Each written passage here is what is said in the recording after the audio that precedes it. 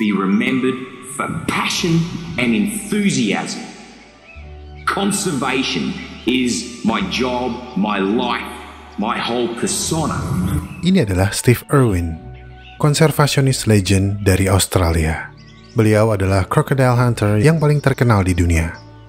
Teman-teman mungkin pernah atau sering melihat, selain sangat bersahabat dengan buaya, Pak Steve juga menghandle beberapa binatang berbahaya lainnya, seperti ular, harimau, burung predator, dan lain-lain. Pak Steve seperti manusia yang tidak punya rasa takut. Namun, seperti yang kita semua sudah tahu, Pak Steve mengalami insiden mematikan dengan ikan pari air tawar yang sebelumnya pernah kita bahas. Tapi, ada satu binatang yang beliau sangat takuti. Binatang yang terlihat kalem, tapi sesungguhnya sangat teritorial dan memiliki kekuatan yang mengerikan. Ini adalah binatang yang ditakuti oleh Steve Irwin. Mamalia gemoy semi-akuatik yang sering terlihat berendam di air. Mamalia herbivora yang sepertinya tidak terlihat buas dan ganas. Tapi kenyataannya justru sebaliknya. Ini adalah hippopotamus alias hippo, atau yang lebih kita kenal dengan kuda Nil. Dan dalam video kali ini, kita akan cari tahu lebih banyak tentang kuda Nil.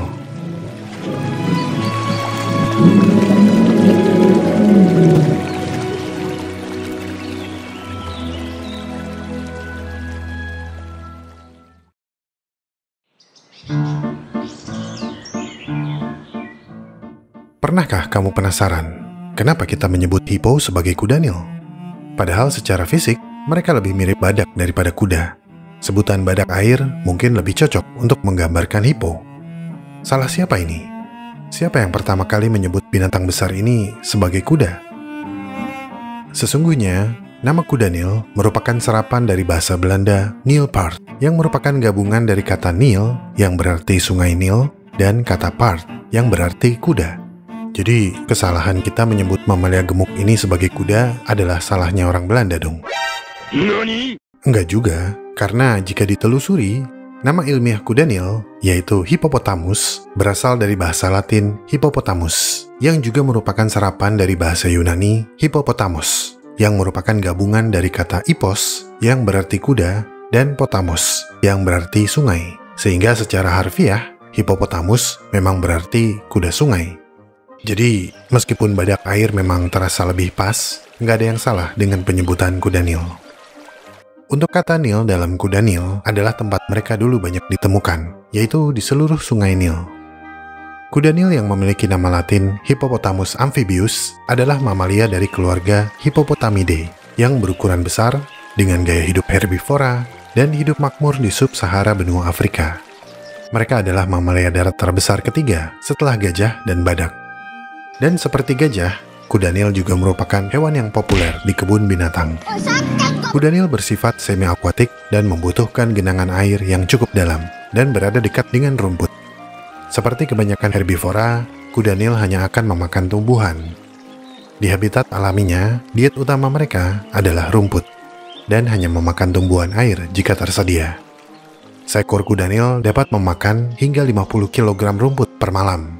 Mengingat ukurannya, mereka mengonsumsi makanan dalam jumlah yang relatif sedikit, hanya 1 hingga 1,5% dari berat badan mereka per hari. Hal ini terutama disebabkan oleh gaya hidup mereka yang tidak banyak bergerak. Tapi di penangkaran, mereka akan memakan apapun yang disediakan di sana. Sebagai mamalia semi-akuatik, habitat alami favorit kuda Nil adalah perairan yang relatif tenang dengan tepian yang melandai. Meskipun demikian, kuda Nil jantan yang kuat sering ditemukan berkumpul pada sungai dengan arus yang lebih deras, atau pada sungai di lereng berbatu. Sebagian besar hidup mereka akan dihabiskan di habitat air tawar. Tapi tidak jarang, mereka juga dapat hidup dan mentolerir air yang agak asin, seperti di muara sungai. Meskipun bersifat semi-akuatik, kuda Nil dewasa bukanlah perenang yang baik. Tubuh berat mereka tidak memungkinkan untuk mengapung, sehingga mereka jarang memasuki perairan yang dalam. Tapi bukan berarti mereka takut, karena ketika rumput di daratan sulit ditemukan, mereka harus menyelam ke perairan yang dalam. Dan untuk bergerak, kuda Nil akan mengambil ancang-ancang dan memantul seperti astronot dalam gravitasi nol. Untuk mengambil napas, mereka akan melompat dan menyembul dari dasar perairan. kuda Nil dewasa akan muncul ke permukaan setiap 4 hingga 6 menit. Sedangkan kuda Nil muda perlu bernapas setiap 2 hingga 3 menit. Kuda Nil menghabiskan sebagian besar waktunya di air agar tetap sejuk dan terhidrasi. Karena mereka memiliki kulit primitif yang tidak mampu menghasilkan keringat normal seperti mamalia lainnya. Nanti akan kita bahas. Umumnya, kuda Nil adalah nokturnal. Mereka lebih aktif di malam hari. Ketika senja datang, sekelompok kuda Nil akan meninggalkan air untuk mencari makan di darat. Seekor kuda Nil dewasa biasanya menempuh jarak sekitar 3-5 km per malam, memakan sekitar 40 kg rumput sepanjang perjalanannya. Dan saat fajar tiba, mereka akan kembali ke air, mencari kesejukan sebelum mentari datang. Karena ukurannya dan kebiasaannya mengambil jalur yang sama untuk mencari makan, kuda Nil dapat memberikan dampak yang signifikan terhadap wilayah yang dilaluinya. Menjaga lahan tetap bersih dari tumbuhan dan menekan permukaan tanah. Sehingga dalam jangka waktu yang lama, kuda Nil dapat mengalihkan jalur rawa atau menciptakan saluran air yang baru. Meskipun bertubuh gemuk, kuda Nil dapat berlari relatif cepat di darat dengan kelajuan mencapai 30 km per jam. Mereka memang tidak mampu melompat, tapi mereka cukup kuat untuk berjalan di tebing curam. Saat siang, kuda Nil biasanya beristirahat di kubangan dengan sebagian tubuh terendam di air. Tapi dalam beberapa pengamatan, kuda Nil juga mampu tidur di dalam air dengan sesekali muncul ke permukaan untuk bernapas tanpa terbangun. Sebuah penelitian menemukan bahwa kuda Nil tampaknya dapat melakukan transisi antara fase tidur lebih cepat dibandingkan mamalia lainnya. Selain membawa manfaat di darat dengan membabat habis rumput yang berlebihan, keberadaan mereka di perairan juga membawa manfaat yang lain. Bukan hanya dengan memakan tumbuhan air, tapi juga dengan di dalam air. Ketika kuda Nil mereka akan mengibaskan ekornya, secara aktif menyebarkan ke berbagai arah. Jika ini dilakukan di dalam air, maka perilaku ini akan membantu menyehatkan mikroba di dalam air. Dan ini akan mempengaruhi daur biogeokimia. Secara esensi, kuda Nil mematikan bagi ikan. Tapi secara ekologi, kematian ikan akan mendukung kehidupan organisme lain. Ada sebuah penelitian yang dilakukan pada tahun 2011 yang meneliti kuda Nil di Sungai Mara di Kenya, yang menyebutkan kalau bahan organik dalam kuda Nil mengandung banyak karbon yang kemudian diurai oleh bakteri di dalam air sebagai sumber energi. Saat bakteri memecah karbon, mereka juga akan mengkonsumsi oksigen di sungai dan membuat air menjadi anoksik. Pencernaan karbon oleh bakteri ini juga memiliki produk sampingan seperti hidrogen sulfida atau amonia yang dapat memabukkan bahkan mematikan bagi ikan. Kematian ikan ini mungkin terdengar seperti peristiwa yang tragis. Tetapi para ilmuwan menemukan bahwa hal ini memiliki tujuan tersendiri dalam ekosistem. Ikan yang mati menjadi sumber makanan bagi binatang sekitar, seperti burung dan buaya, yang akan melahap bangkai ikan dengan riang gembira. Ya, makanan gratis. Penemuan tim peneliti ini juga membantu memecahkan misteri kematian ikan yang terjadi secara berkala di sungai ini, dan membawa mereka memahami tradisi suku Masai yang secara historis bertindak sebagai pengelola ekosistem. Suku Masai juga telah memanfaatkan kematian ikan-ikan ini sejak lama, tapi mereka baru tahu kalau penyebabnya adalah kuda Nil. Jadi, ketika kamu berkunjung ke kebun binatang dan memperhatikan kandang kuda Nil, jaga jarak dan selalu waspada akan helikopter. Selain itu, kuda Nil juga suka mengais. Dalam beberapa pengamatan, kuda Nil sering diamati sedang memakan bangkai. Biasanya bangkai binatang yang tertahan di tepi perairan. Tapi ada laporan yang mengatakan kalau kuda Nil juga aktif berburu dan memakan binatang kecil atau bahkan memakan sesama alias kanibalisme. Tapi menurut peneliti, perilaku ini kemungkinan disebabkan oleh kurangnya nutrisi atau hanya perilaku abnormal. Karena seperti layaknya herbivora, anatomi perut kuda Nil kurang beradaptasi dengan gaya hidup karnivora alias pemakan daging. Lokasi pengamatan dan penelitian utama pada perilaku kuda Nil adalah di benua Afrika, khususnya di Zambia dan Tanzania, di mana terdapat sekitar 125.000 hingga 150.000 individu yang dilindungi dan dipantau secara aktif. Kenapa dipantau? karena populasi mereka dilaporkan terus mengalami penurunan akibat hilangnya habitat dan perburuan liar untuk diambil gigi taring dan dagingnya. Karena apa sih yang nggak kita makan? Anyway, mamalia besar ini dinyatakan sebagai vulnerable alias rentan dalam daftar merah IUCN.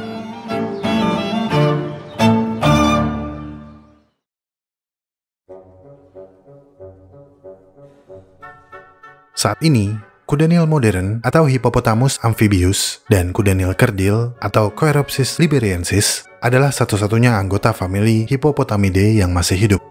Beberapa ahli taksonomi menempatkan kuda Nil dan Anthracothera, yaitu kerabat terdekat kuda Nil, ke dalam superfamili Anthracotheroidea dan diklasifikasikan bersama dengan spesies ungulata berjari genap lainnya dalam ordo Artiodactyla. Ada 5 subspesies kuda Nil yang telah dideskripsikan berdasarkan perbedaan morfologi pada tengkorak serta perbedaan jangkauan geografis.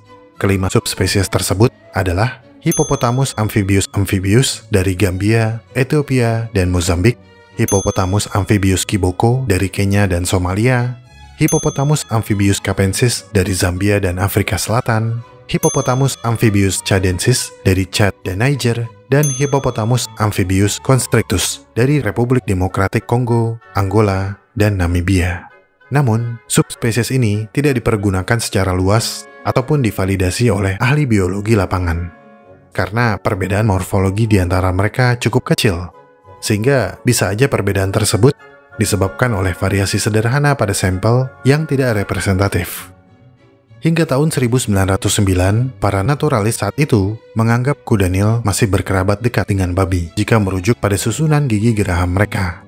Tapi kemudian, beberapa bukti lain seperti protein darah, DNA, dan catatan fosil menunjukkan kalau salah satu kerabat terdekat kuda Nil yang masih hidup adalah cetacea seperti paus, lumba-lumba, dan porpoise. Para peneliti menduga kalau garis silsilah kuda Nil dan cetacea bercabang dari mamalia ruminansia dan ungulata yang berjari genap. Seiring perkembangan teknologi, muncul teori baru yang menunjukkan bahwa kuda Nil dan cetacea memiliki leluhur semi-akuatik yang sama yang bercabang dari Artiodactyla lain sekitar 60 juta tahun yang lalu. Kelompok leluhur yang dihipotesiskan ini kemungkinan bercabang lagi sekitar 54 juta tahun yang lalu. Satu cabang akan berevolusi menjadi cetacea sekitar 52 juta tahun yang lalu, diawali oleh Pachycetus dan dilanjutkan oleh Archaeoceti yang semi-akuatik. Kelompok ini akhirnya mengalami adaptasi akuatik sepenuhnya dan berevolusi menjadi cetacea. Sementara cabang lainnya berevolusi menjadi Anthracothera, mamalia akhir kala Eosen yang menyerupai kuda Nil yang lebih ramping, dengan kepala yang relatif lebih kecil dan lebih sempit. Semua cabang Anthracothera, kecuali yang berevolusi menjadi Hippopotamidae, telah punah sepenuhnya pada kala Pliocene tanpa meninggalkan keturunan. Dengan demikian, garis evolusi dasar kuda Nil dapat ditelusuri dari spesies kala Eosen dan Oligocene, seperti Anthracotherium dan Elomeryx, ke spesies kala Miocene, seperti Mericopotamus dan Libycosaurus, dan akhirnya ke kala Pliocene. Kelompok-kelompok ini hidup di seluruh Eurasia dan Afrika. Penemuan fosil Epirigenis di Afrika Timur yang merupakan keturunan spesies Anthracothera Asia menunjukkan bahwa leluhur kuda Nil diduga memasuki Afrika dari Asia sekitar 35 juta tahun yang lalu. Hippopotamida awal adalah genus Kenyapotamus yang hidup di Afrika dari 15 hingga 9 juta tahun yang lalu. Setelah itu, spesies kuda Nil kuno akan menyebar di seluruh Afrika dan Eurasia, termasuk kuda Nil pygmy modern. Sementara, leluhur kuda Nil modern, yaitu Archaeopotamus, hidup di Afrika dan Timur Tengah dari 7,5 hingga 1,8 juta tahun yang lalu.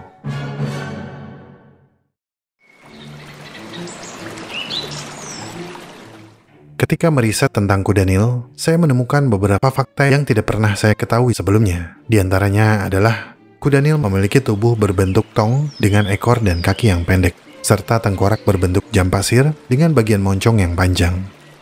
Struktur kerangka mereka bersifat graviportal. Dalam biologi, sifat tubuh graviportal adalah sifat tubuh binatang yang secara fisik hanya beradaptasi untuk bergerak lambat di daratan. Umumnya karena mereka memiliki tubuh berukuran besar dan berat, seperti misalnya tortoise atau kura-kura darat raksasa yang membawa tempurung yang besar dan berat, serta tulang yang padat dengan pusat gravitasi yang rendah. Struktur tubuh ini tidak memungkinkan mereka berenang seperti kura-kura akuatik dan bisa dipastikan akan tenggelam, tapi masih mampu berjalan di dasar perairan. Jawaban dari pertanyaan kenapa kaki kuda Nil kecil adalah karena mereka lebih sering menghabiskan waktu di air, yang secara langsung mengurangi beban berat tubuh mereka. Dan meskipun tidak begitu kelihatan, jari-jari kaki kuda Nil berselaput, mendukung aktivitas mereka untuk bergerak di dalam air. Kita semua setuju kalau kuda Nil itu gemuk. Tapi faktanya, mereka hanya memiliki sedikit lemak. Tubuh mamalia ini sebagian besar terdiri dari otot. Oleh karena itu, mereka dapat berlari dan berenang dengan kecepatan yang tidak disangka-sangka. Masih tentang otot, rahang kuda Nil juga sepenuhnya ditenagai oleh otot masseter dan otot digastrik besar. Keberadaan kedua otot khusus ini membuat pipi mereka terlihat besar dan gembul. Sendi rahang yang fleksibel memungkinkan kuda Nil membuka mulutnya hampir 180 derajat. Kemampuan ini didukung oleh otot orbicularis oris yang terlipat pada rahang mereka, sehingga mulut mereka dapat terbuka secara ekstrim tanpa merobek jaringan apapun. Rahang besar yang mampu membuka lebar ini luar biasa kuat dan mampu menghancurkan semangka utuh hanya dengan sekali gerakan. Hai, agemasu. Pada rahang bawah, gigi seri dan gigi taring akan tumbuh terus-menerus dan dapat terus tumbuh hingga sepanjang 40 dan 50 cm. Gigi bawah diasah melalui kontak dengan gigi atas yang lebih kecil. Tapi gigi besar ini tidak mereka gunakan untuk makan. Kuda Nil menggunakan gigi taring dan gigi seri yang besar ini sebagai senjata, baik untuk menyerang ataupun mempertahankan diri. Untuk makan, kuda Nil lebih mengandalkan ujung bibirnya yang rata dan keras untuk menggenggam dan menarik rumput yang selanjutnya digerus oleh gigi gerahamnya.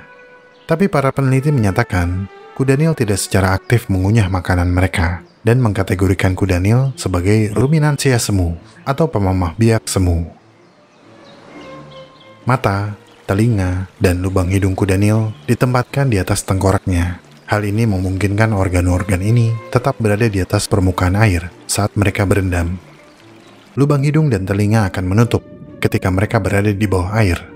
Sementara, mata mereka memiliki selaput pelindung, sehingga mereka tetap dapat membuka mata mereka saat menyelam.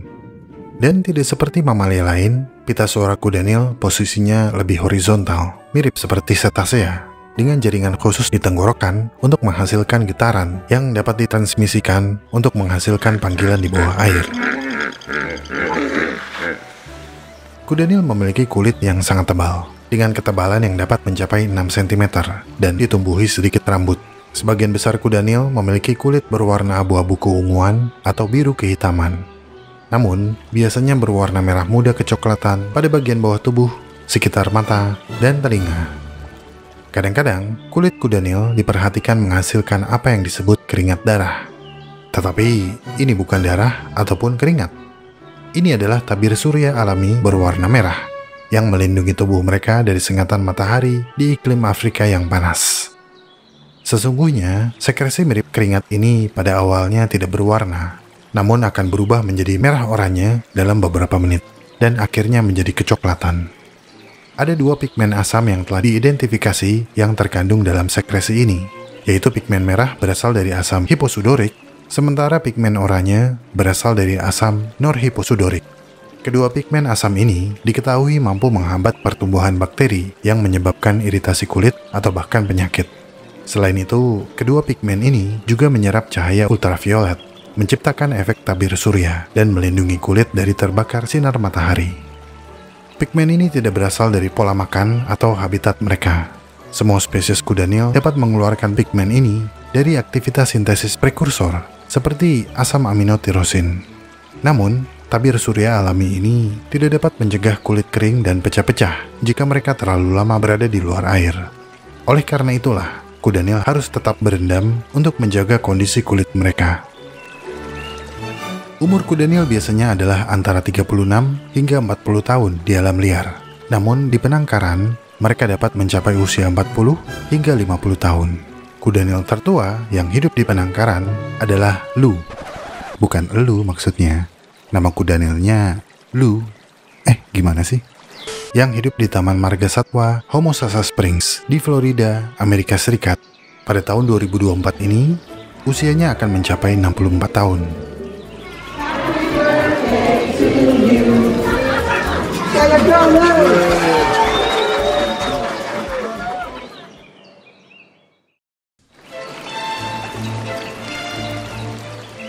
Dalam bab ini, kita akan berbicara tentang perkawinan.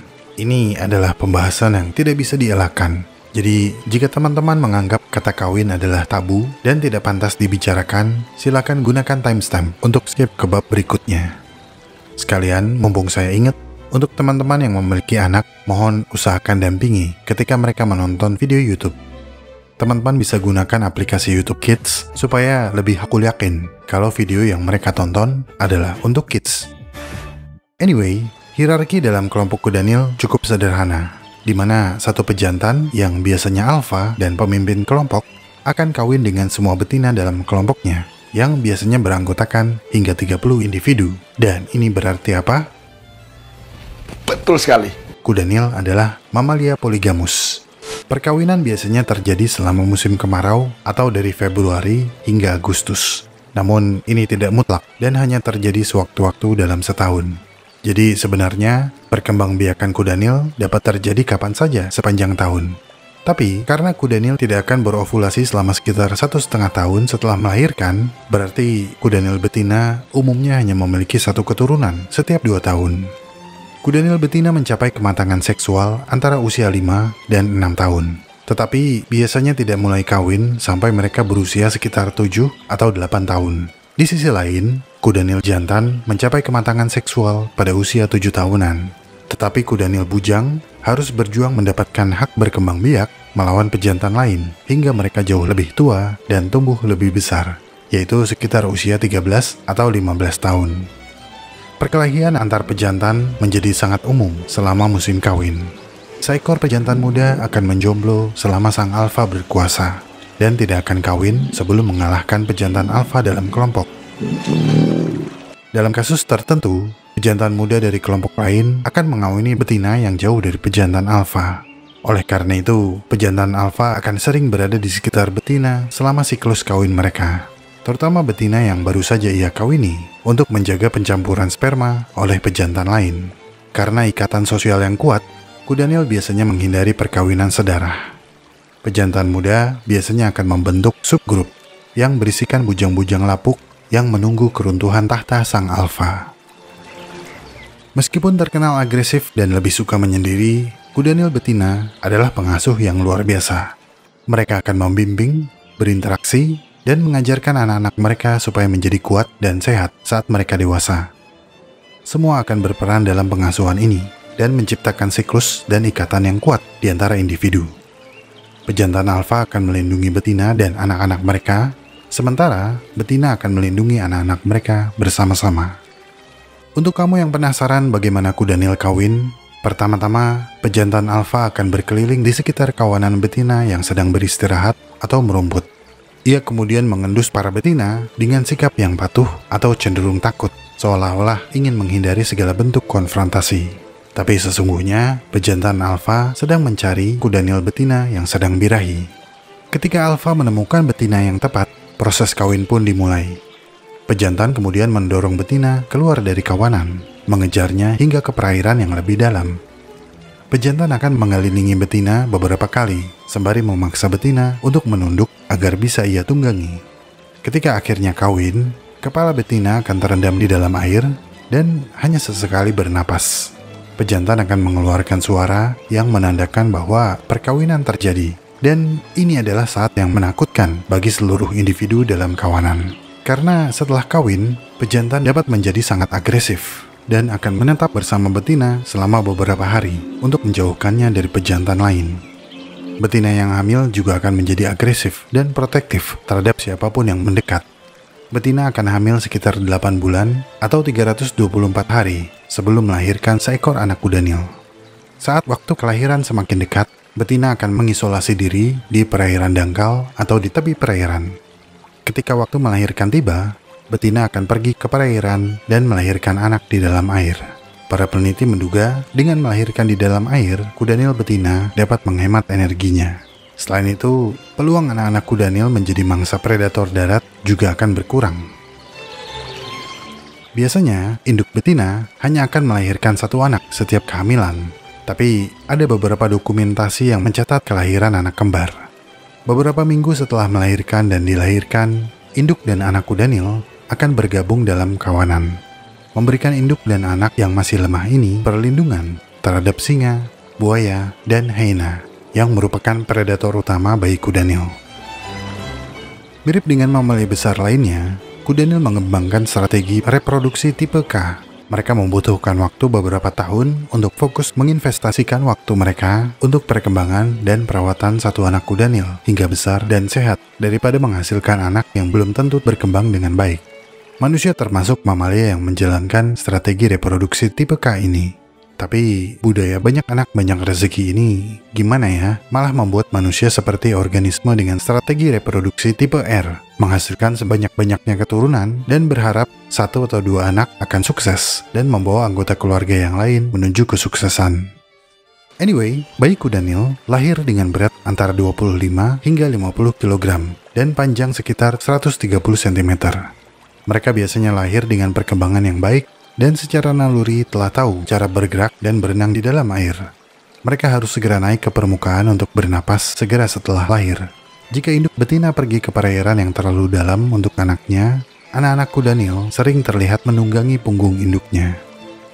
Induk betina akan menghasilkan susu untuk anak-anaknya selama sekitar 6 hingga 8 bulan setelah melahirkan. Siang hari, anak-anak kuda Nil biasanya akan menyusu di dalam air dengan telinga dan lubang hidung yang tertutup. Sementara pada malam hari, anak kuda Nil akan ikut merumput bersama induk betinanya, tetapi sesekali akan kembali menyusu. Jika makanan menjadi langka, betina akan menyusui anaknya selama 1 tahun atau lebih.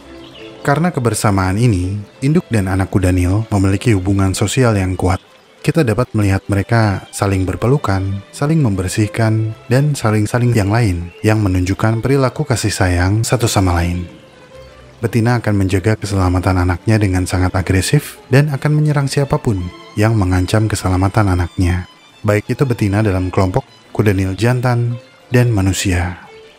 Jadi, meskipun mereka adalah herbivora yang terlihat kalem dan santai, tubuh besar berotot mereka tidak untuk diremehkan. Mereka adalah mamalia yang berbahaya.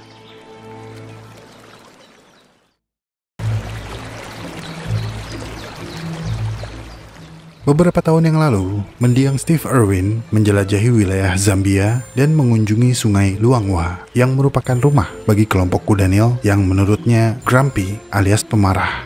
Dalam video tersebut, Pak Steve mendayung kano di sekitar kawanan kuda Nil, menjaga jarak yang aman. Namun, seperti yang baru kita bahas, kuda Nil ini sangat teritorial. Dan ketika pejantan alfa dalam kelompok tersebut melihat Pak Steve, ia menjadi sangat agresif. Here we go. The bull's changed focus and is starting to show aggression towards Steve. Hey, I don't want anything to do with this, guys.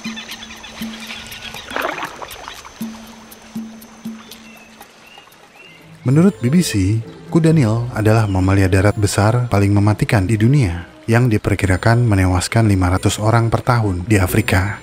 Mereka adalah makhluk yang agresif dan memiliki gigi yang sangat besar dan tajam, dengan berat hingga 2.750 kg. Jika mereka mau, mereka dapat dengan mudah menggeprek manusia.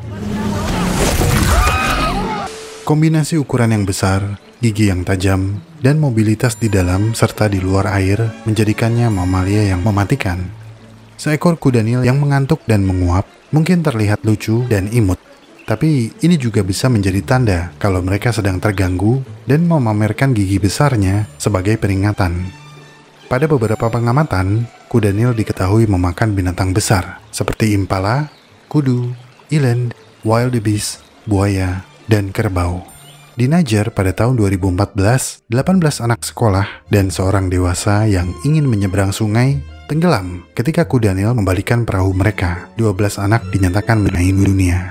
Pada tahun 2023 di Malawi, seorang anak laki-laki berusia 1 tahun meninggal dunia dan 23 orang dinyatakan hilang setelah seekor kuda Nil menabrak perahu mereka di Sungai Shire, salah satu sungai terbesar di Malawi.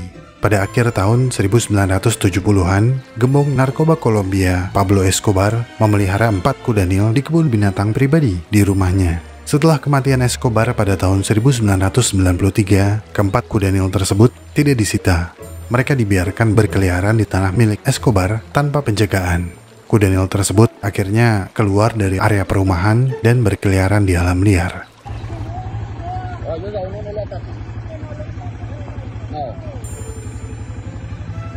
Pada tahun 2019, populasi mereka telah tumbuh dari 4 menjadi sekitar 100 ekor. Keberadaan mereka menimbulkan kekhawatiran bagi manusia dan menimbulkan bahaya bagi flora dan fauna lokal. Penduduk setempat menyebut mereka kuda Nil kokain, tapi bukan karena tubuh mereka diisi kokain atau dijadikan sebagai media penyelundupan kokain, melainkan dibeli dari uang hasil penjualan kokain. Studi lain pada tahun 2023 mengungkapkan bahwa jumlah kuda Nil yang berkeliaran bahkan lebih tinggi dari yang diperkirakan sebelumnya, yaitu dengan jumlah antara 181 hingga 215 ekor.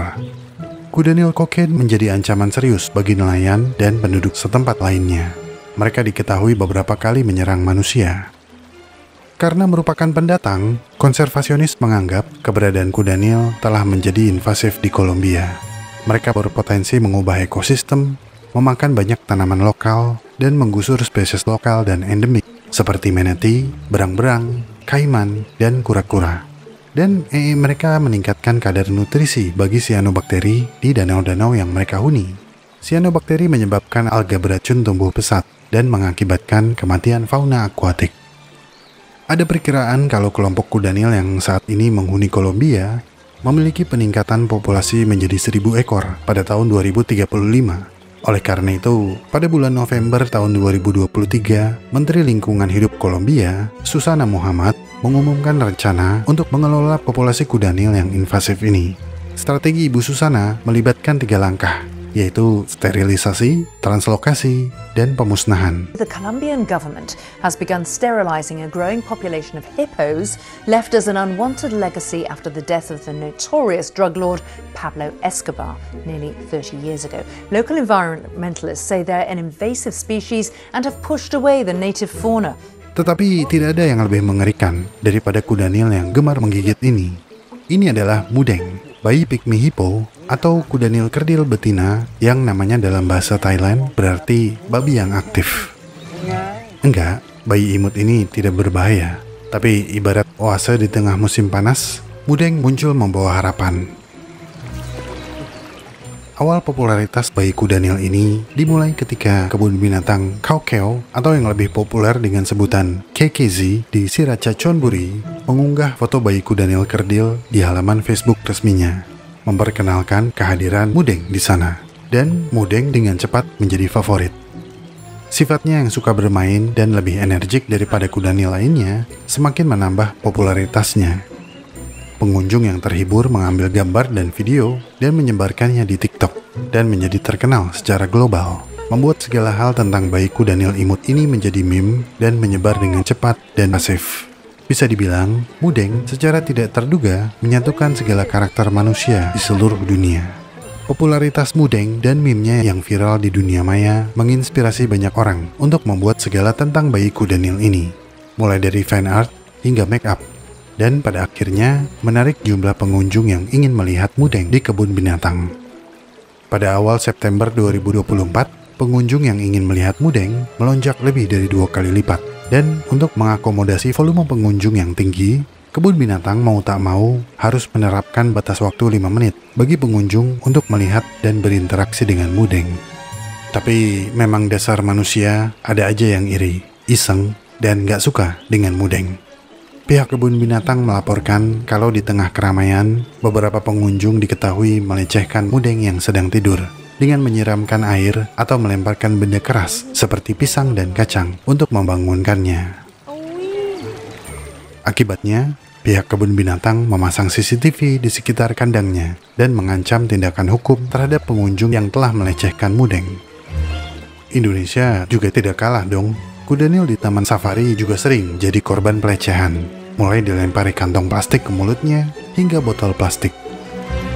Anyway, pada bulan September tahun 2024, Direktur Kebun Binatang Narongwit Chotchoy mengumumkan bahwa kebun binatang tersebut telah memulai proses hak cipta dan merek dagang Mudeng The Hippo yang bertujuan untuk mengumpulkan dana bagi pengembangan dan perawatan kebun binatang tersebut.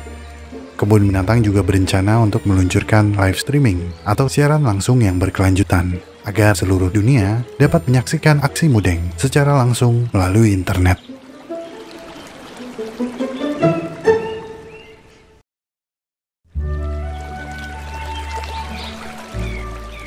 Dari pembahasan ini kita mengetahui kudanil merupakan salah satu hewan paling santai tapi juga paling agresif di dunia. Mereka teritorial dan sangat protektif terhadap anak-anaknya. Bahkan mereka tercatat telah membunuh ratusan orang di Afrika. Dari kudanil kita belajar kalau di era di mana penampilan adalah segalanya, bersikap seperti kudanil adalah sebuah keistimewaan. Santailah seperti kudanil. Karena tidak peduli apa yang kamu lakukan di dunia ini, orang-orang mungkin punya penilaian dan pandangan yang berbeda. Jadi, tetap lakukan apa yang kamu lakukan dan abaikan penilaian orang. Karena pada akhirnya, hanya kamu yang tahu nilai dan potensi diri kamu. Biarkan orang-orang menilai kamu sesuka mereka. Biarkan mereka salah paham. Biarkan mereka membicarakanmu. Pendapat mereka bukanlah masalah kamu. Tetaplah lakukan kebaikan, tetaplah berkomitmen untuk mencintai, tetaplah jadi diri sendiri.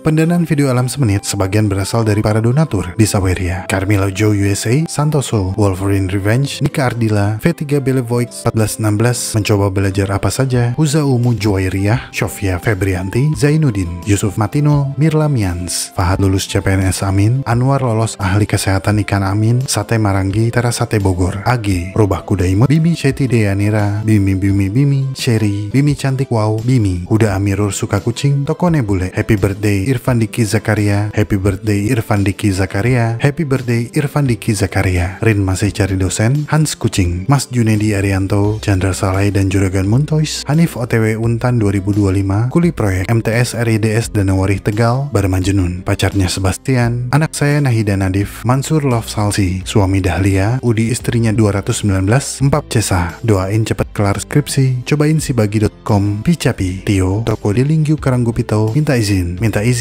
Afda Rida Wiwit, Abed, pejuang NIP tahun 2024, Azkia, Happy Birthday Kakak Safa, Rin ACC Skripsi, Soleh Saipudin, Soleh Solihun, Putra Isaki suaminya Bourbon, Ayu Sayang Wowo, Arya is a good guy, Fasih Tia, Safitriani, Baby Marcelina Tarigan, Gajah Tidak Pernah Lupa, Potato Lin Bahari, Chandra Saleh dan Juragan Muntois, Wetri, Asgard dan Bumi, Baramanjenun, Candy Wikasatikta, Lok, dan Tarian Penarik Loli.